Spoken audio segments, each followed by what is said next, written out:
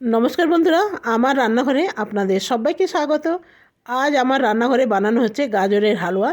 तो आमी निजेर बागाने चले एसेछि आर उठिए निच्छि गाजर। तो बेश अनेक कटा गाजर उठेछि आर तार साथे अनेक शाकसब्जी आछे सेगुलोও उठेছে।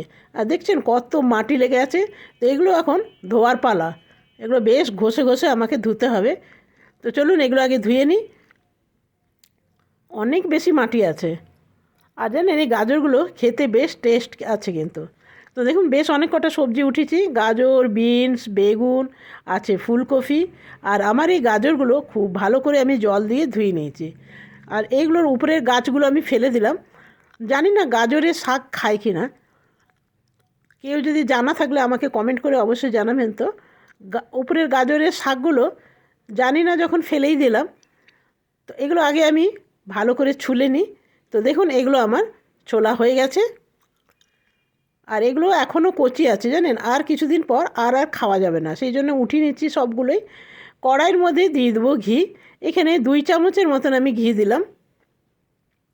ঘিটা একটু বেশি করে দিলে না গাজরের হালুয়া খেতে ভালো লাগে।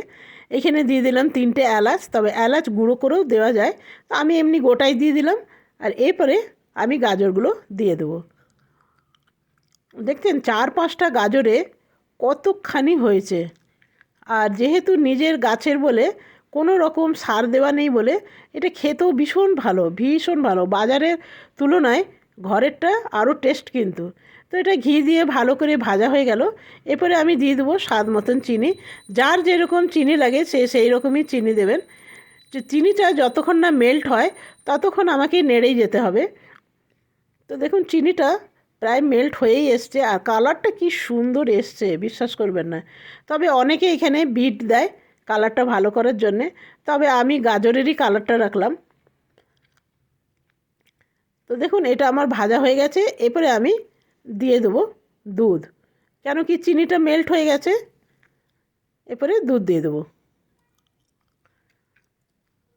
বেশ অনেকখানি দুধ দিলাম। আর দুধটা আমার একটু ঘন করা আছে, তো এটা আপনাকে দেখে দিতে হবে কতটা দুধ লাগবে।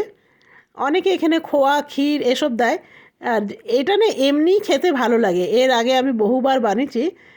তো এমনি ভালো লাগে। কেনাগুলোর মধ্যে যেহেতু ওষুধ টষুধ দেওয়া থাকে না, সেহেতু একটু বাজারের খোয়া টোয়া দিলে ভালো লাগে। তো এটা আমার হয়ে গেছে, নামিয়ে নিলাম। আর উপর থেকে একটু আমন্ড গুঁড়ো করে নিয়েছিলাম, মিক্সির মধ্যেই গুঁড়ো গুঁড়ো করে নিয়েছিলাম। আর খুব চটজলদি হয়ও আর খেতেও ভীষণ ভালো। তো আপনাদের কাছে কেমন লাগলো অবশ্যই জানাবেন।